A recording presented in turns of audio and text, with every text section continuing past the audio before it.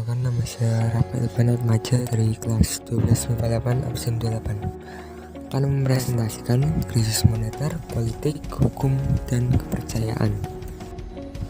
Berawal dari Thailand yang mengalami krisis moneter pada Juli 1997 yang menyebabkan nilai tukar terhadap dolar US di negara-negara Asia mengalami kemerosotan.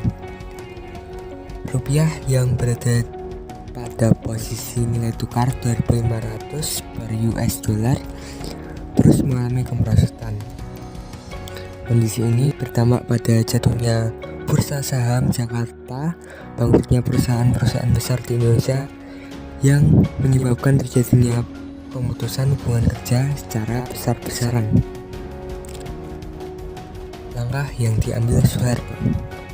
Kondisi ini membuat Presiden Soeharto menerima proposal reformasi IMF pada tanggal 15 Januari 1998 dengan ditandatanganinya Letter of Intent atau nota kesepakatan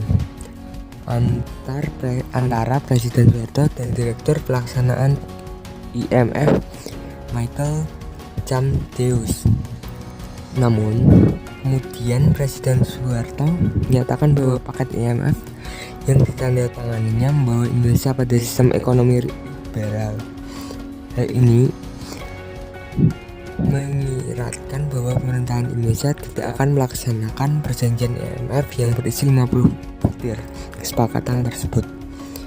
Situasi tarik-menarik antara pemerintah dan IMF itu menyebabkan krisis ekonomi semakin memburuk.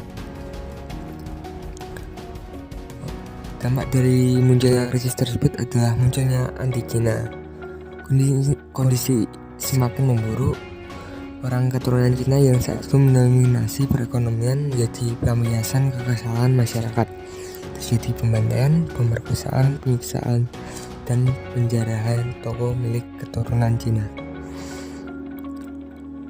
Hasil pemilu. Sementara itu, sesuai dengan hasil pemilu ke-6 yang diselenggarakan pada tanggal 29 Mei 1997, Golkar memperoleh 74,5% suara, P3 22,4%, PTI 3%. Setelah pelaksanaan pemilu tersebut, perhatian tercurah pada sidang umum MPR yang dilaksanakan pada Maret 1998. Sidang umum MPR ini akan memilih presiden dan wakil presiden. Sidang umum tersebut kemudian menetapkan kembali Soeharto sebagai presiden untuk masa jabatan 5 tahun yang ke-7 kalinya dengan B.J. Habibie sebagai wakil presiden. Munculnya gerakan mahasiswa. Tuntutan mahasiswa dalam aksinya di kampus di berbagai kota, yaitu tuntutan penurunan harga sembako atau bahan pokok, penghapusan monopoli, kolusi, korupsi, dan nepotisme KK atau disingkat sebagai KKN, serta suksesi kepemimpinan nasional. Aksi-aksi mahasiswa tidak mendapatkan tanggapan dari pemerintah. Menyebabkan para mahasiswa di berbagai kota mulai mengadakan aksi hingga keluar kampus. Aksi-aksi mahasiswa sering berlanjut bentrokan dengan aparat keamanan, membuat mengancam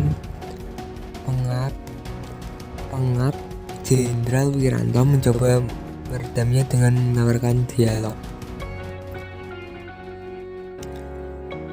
Dalam kondisi ini, negara yang sedang mengalami krisis, Presiden Soeharto pada 9 Mei 1998 berangkat ke Kairo, Mesir untuk menghadiri konferensi G15.